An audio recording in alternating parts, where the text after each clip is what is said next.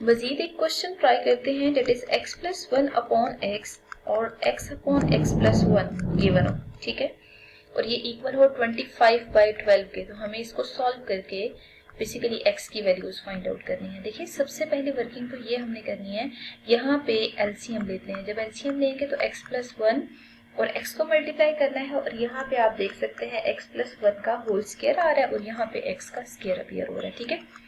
यहाँ पे 25/12 के इक्वल लिखते हैं। अब आपने क्या करना है, x square plus 2x plus 1 और यहाँ पे भी एक्स स्क्वायर लिखते हैं, ठीक है, और इधर एक्स स्क्वायर प्लस x आएगा, ठीक है। यहाँ पे हमें मजीद सिंप्लीफाई करना है, मतलब जितनी सिंप्लीफिकेशन पॉसिबल है ना वो सिंपल आपने उसको यहाँ पे देखना है। तो एक्स स्क्वायर प्लस एक्स और ये जो 2x square plus 2x plus 1 है, यहाँ पे आप देखें दोनों साइड पर फ्रैक्शन आ रही है ना, तो दोनों साइड पे अगर फ्रैक्शन है तो आप क्या करें, क्रॉस मल्टीप्लिकेशन करें। क्रॉस मल्टीप्लिकेशन में 12 को आप 2x square plus 2x plus 1 से मल्टीप्लाई करें, ठीक है, और 25 को x स्क्वायर प्लस x से मल्टीप्लाई करें, ठीक है।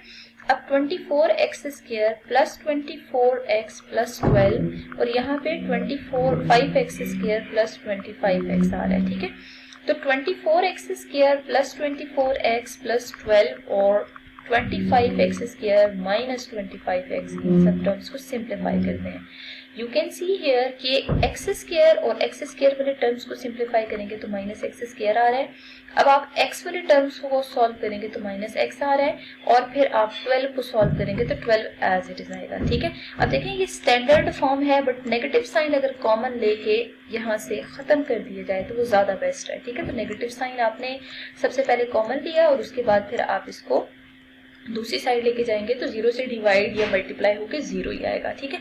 अब देखेंगे जो x square plus x minus 12 equals 0 ये फॉर्म आ रही है ना, आपने इसमें फैक्टराइजेशन करनी है, ठीक है। तो x square plus x minus 12 equals 0 की फैक्टराइजेशन जब करेंगे ना, दो ऐसे नंबर जिनको मल्टीप्लाई करें 12 बाय, एड या सब्ट्रैक्ट करें तो मिड टर्म आए, वो 4 और -3 है। पहली दो टर्म्स में से आप कॉमन ले लें, x आएगा कॉमन, और अगली दो टर्म्स में से कॉमन लें तो 3 कॉमन आ रहा है, ठीक है। अब आप देखें x -3 और x प्लस 4 ये दो फैक्टर्स आ रहे हैं। अगर ये दो फैक्टर्स आ रहे हैं तो इन दोनों फैक्टर्स को आप अलग अलग 0 के इक्वल पुट करें, ठीक है, और कंडीशन के साथ 0 के इक्वल पुट करें। तो यहाँ से जो x की वैल्यू आपको मिल रही है वो 3 मिल रही है, और जो नेक्स्ट फैक्टर से आपको x की वैल्यू मिल रही है वो -4 मिल रही है, ठीक है। देखिए क्वाड्रेटिक इक्वेशन गिवन थी ना, क्वाड्रेटिक इक्वेशन के दो रूट्स होते हैं, तो यहाँ पे आप जब सोल्यूशन सेट लिखेंगे तो आप देख सकते हैं कि दोनों x की वैल्यूज आ रही है ना, एक है 3 और एक है -4, इनको उठा के आप सोल्यूशन सेट की फॉर्म में यहाँ लिख दें, ठीक है। तो फैक्टराइजेशन मेथड जो है वो आपका कंप्लीट हो गया। मजीद एक क्वेश्चन ट्राई कर लेते हैं, दैट इज 2/x माइनस 9 और 1/x minus 3 and 1/x minus 4। देखिए दोनों साइड पे फ्रैक्शंस आ रही हैं और वो अलजेब्रिक एक्सप्रेशन आ रहे हैं डिनोमिनेटर में। तो आप क्या करें, सबसे पहले ना न्यूमरेटर और डिनोमिनेटर में अलग अलग ना लेफ्ट हैंड साइड और राइट हैंड साइड्स को सिंप्लीफाई करना है। तो x minus 3 and x minus 4 के दो फैक्टर आएंगे जो कि एलसीएम में आप लिखेंगे। तो जब एलसीएम लेंगे तो कुछ इस तरह से आपके पास रिजल्ट आएगा, ठीक है। अब आपने क्या करना है, यहाँ पे मजीद सिंप्लीफाई करना है। तो x माइनस 4 और x प्लस 3, ठीक है, और यहाँ पे आप देख सकते हैं कि x इंटू एक्स माइनस 4 और -3 से करेंगे तो x माइनस 4 आएगा, ठीक है।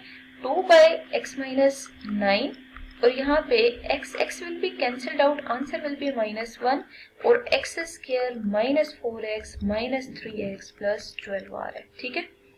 अब आपने क्या करना है यहाँ पे कि 2/x माइनस 9 आ रहा है और यहाँ पे -1/x स्क्वायर -7x प्लस 12 आ रहा है, ठीक है। क्रॉस मल्टीप्लाई करें, जब आप क्रॉस मल्टीप्लाई करेंगे तो 2 को पहले 7x प्लस 12 से मल्टीप्लाई कर लें और फिर -1 को x माइनस 9 से मल्टीप्लाई कर लें, ठीक है।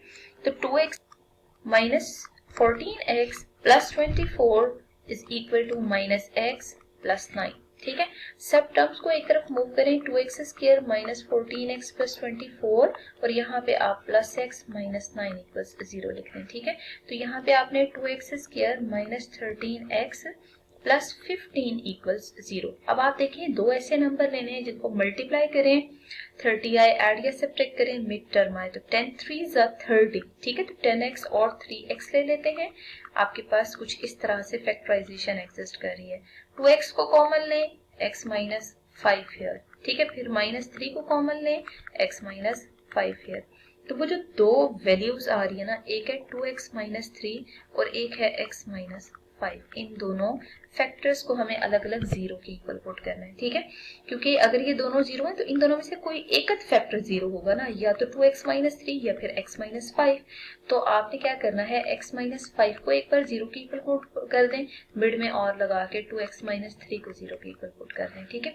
यहाँ से x की वैल्यू आपके पास 5 आ रही है और यहाँ से जो x की वैल्यू है वो पहले हमें x को आइसोलेट करना होगा, उसके बाद फिर हमें डिवाइड करना होगा। इट्स अप टू यू, आप इसको पॉइंट्स में कन्वर्ट कर देते हैं या सिंपल लिखा रहने दें, ठीक है। अब आप देख सकते हैं कि x के जो दो सोल्यूशन आ रहे हैं वो एक वैल्यू आपके पास है 5 और जो दूसरी वैल्यू आ रही है वो 1.5 है। इसका मतलब ये है कि देखें जितने भी हमने क्वेश्चंस सिंप्लीफाई किए हैं ना, उन सब क्वेश्चंस में सबसे पहला काम हमारा यही था कि हम स्टैंडर्ड फॉर्म में कन्वर्ट कर रहे हैं, ठीक है। हर इक्वेशन को स्टैंडर्ड फॉर्म में पहले कन्वर्ट करें और जो सोल्यूशन आ रहा है स्टैंडर्ड फॉर्म का वो करने के लिए हमने यहाँ पे फैक्टराइजेशन मेथड यूज किया है, ठीक है। जरूरी नहीं है कि आप फैक्टराइजेशन मेथड यूज करें, लेकिन ये है कि फिलहाल क्योंकि हमने फैक्टराइजेशन मेथड ही सीखा है तो वही हमने अप्लाई किया है, ठीक है। बाकी हम कोई सा भी मेथड जो है अप्लाई कर सकते हैं। दो मेथड है,